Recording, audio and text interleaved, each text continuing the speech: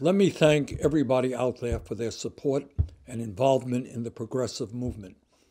And because of your support, the U.S. Senate, just the other day, after a very, very long night, I didn't go to sleep for about 30 hours, passed the most comprehensive pro-worker piece of legislation in the modern history of our country. You helped make that happen, and I thank you. And I want to just talk for a moment about some of what is in that bill. This is just some.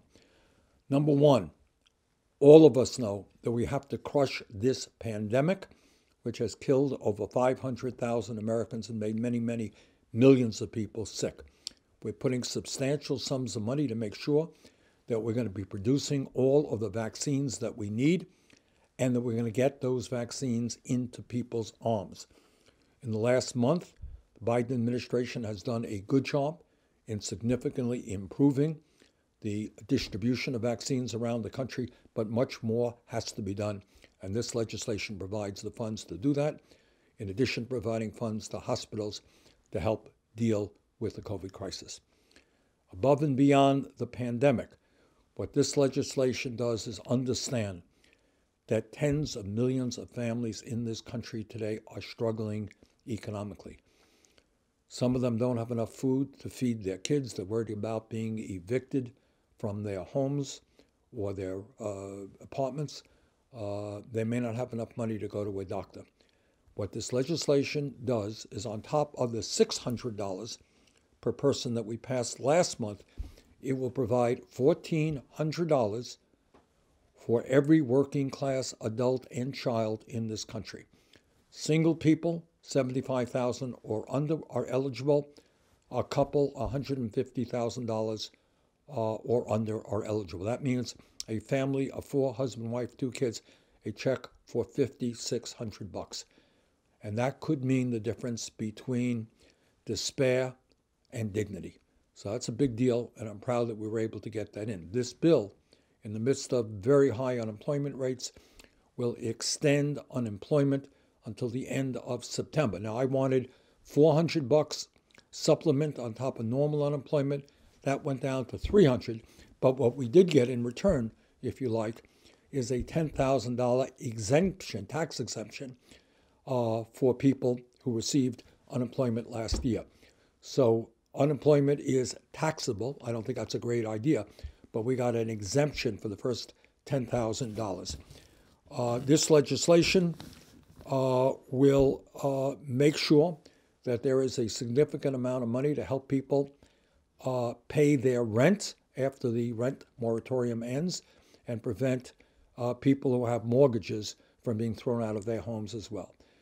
In the richest country in the history of the world, people should not be going hungry. This legislation puts billions of dollars to make sure that nobody in America goes hungry. This legislation also does something that is really long overdue. As many of you know, we have one of the highest rates of childhood poverty of any major country on earth, especially high in African American and Latino communities. This legislation expands the child tax credit so that we are going to be able to cut childhood poverty by as much as 50%. That is enormously important.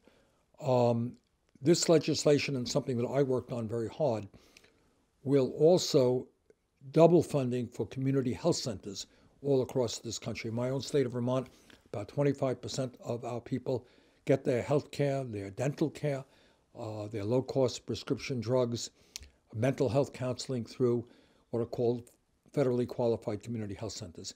We more than double funding so the community health centers can expand, improve their services to low and moderate income people all across America. And this bill does something else that we worked on, and that is at a time when so many kids have seen their education disrupted, we have more than tripled funding for summer programs and for after-school programs. That means this summer, kids will be able to get the opportunity not only to engage in recreation, have a good time, but to get the mentoring and academic work they need to kind of make up for what they lost during the academic year. And that is just some. We dealt with pensions in a very big way. Millions of workers were on track to see their pensions that they had been promised cut by up to 50%. We dealt with that issue, et cetera, et cetera, et cetera. So is this legislation perfect? No. And one area, obviously, which is where it's really deficient, something I've worked on, is raising the federal minimum wage to $15 an hour. Now, this is an issue I've worked on for years, and we only got 42 votes the other day. But this, I promise you, we're going to win this fight. The American people understand that $7.25 federal minimum wage is a starvation wage. They understand that it's crazy that the Congress has not raised the minimum wage since 2007. State after state after state that has been able to vote on raising the minimum wage has done so, almost always voted to raise the minimum wage. We're going to do it. And we're just working on a strategy now to make that happen. So once again, let me end by the same way I began. None of this would have happened without your support. And we did this, by the way, with a 50-50 U.S. Senate. So we accomplished this because of the support of the American people.